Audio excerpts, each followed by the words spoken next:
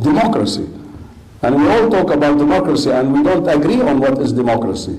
Nobody can agree, no two persons can agree about the definition of democracy, like no two persons can agree on the definition of terrorism. But on the internet, it's very easy to define democracy. It means that everybody in this environment who is online is equal to everybody else on this line. Now that is very sociable.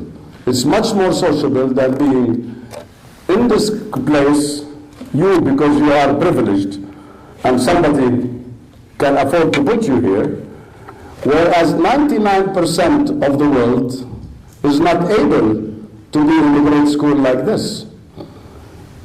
Therefore, it is more sociable for 99% of the world. Maybe it's slightly less sociable for the 1% that is you.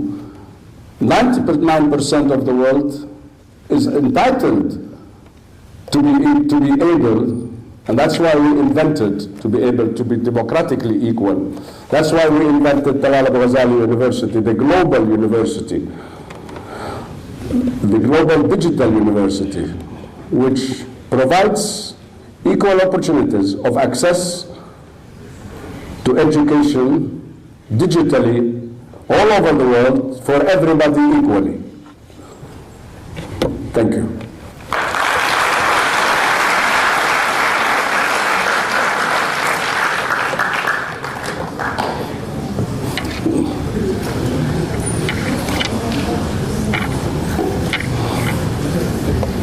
Good evening, Mr. Talal. I want everybody to see you.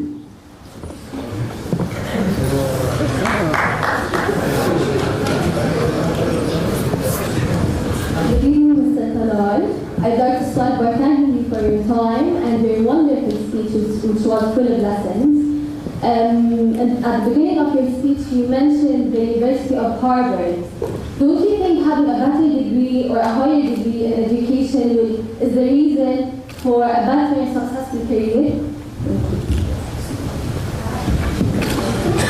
I don't think the degree matters at all. And as I said, I feel underprivileged because I have only a PhD. I feel bad about it. I shouldn't have had it. I shouldn't have a bachelor degree. The privilege in the information technology age, in the knowledge age, what matters is your creativity. Success.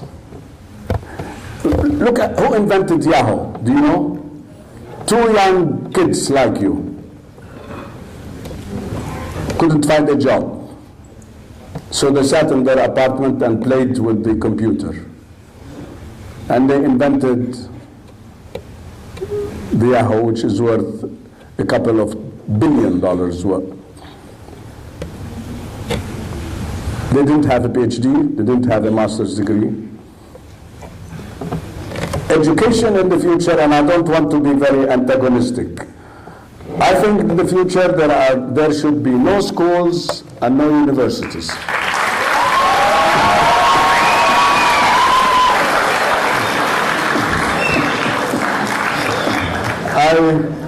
You know, what is the difference between the school of today, your school, which is the best, and Al-Kuttab 1,000 years ago?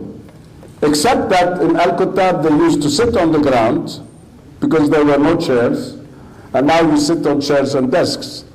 But the process is the same. It's one of communicating knowledge to you. This is not possible at all in the future. It doesn't work. In the future, we have to go to the meaning of the word education. Education is out of a Roman root called educa. Educa means pull. It doesn't mean give nor push. You have to pull the knowledge. You have to look for the knowledge. You have to search for the knowledge. In the future, and I said this to a conference of schools, and I'm so glad I got some clapping here. There I would, ooh, because they didn't like, it was a conference, it was a conference of teachers and schools. And they said, well, we're not going, you are going to get us out of job. I said, no. The professor or teacher should stop teaching. No teacher in the future will have a place. Instead of the teacher, we need a tech advisor, a knowledge leader, who can tell you where to go for the knowledge, how to use it, and how to create out of it knowledge. That is the job of the teacher, because no teacher in the world can communicate to you 1 per billion of the knowledge that you can get yourself on the net. There is no teacher in the world who can capture knowledge. In the past it was easy because you had a book and all you need is to know this book. Now knowledge grows, it multiplies so fast every year that no teacher can master it. Therefore, first of all, we cannot go on building schools. It's nice. Change this to a beautiful resort or a camp or a playground. It's wonderful. But to study, you need to be in the virtual world, not in the classroom. Universities similarly. Stanford, as of now, decided to be campusless. There's no campus anymore in Stanford. An American study says that by the year 2020, 80% of American universities will be without campus. I organized a conference in Jordan in my capacity as the chairman of the Economic Development Forum, calling for pulling down all walls of schools and universities. Why should there be a gate to a school or to a university? Shouldn't the school and the university be part of the community, like the bank, like the ministry, like the hospital? Why should a school or a university only be isolated into You know, one thing I found out that you're great students.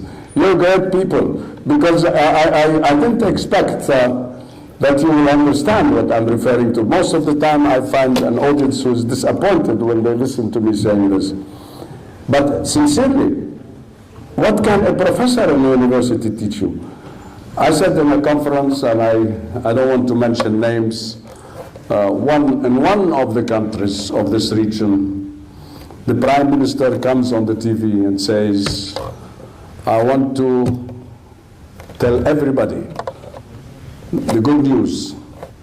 We have equipped all schools with blackboards and chalk. Blackboards and chalk. That night, and this was only last year, that night I couldn't sleep. We're still using blackboards and chalk in schools. And I found out that at least 80% of our schools still use blackboard and chalk. At least 80%. Now this digital native who doesn't use a pen or a pencil or a chalk, of course, when he comes to classroom, what are you going to do with him? Are you going to teach him how to write when he already is a knowledge person because he knows how to access knowledge with his finger? There is a problem in the future that schools will face. Until schools turn and change to become knowledge places and not schools, and similarly universities, they will have no place in this world. And this is not only me saying. The president of Harvard University, Lawrence Summers, said there is an avalanche hitting universities and schools. The president of Stanford called it a tsunami. A famous writer, Thomas Friedman, many of you may have heard of him, said the death of schools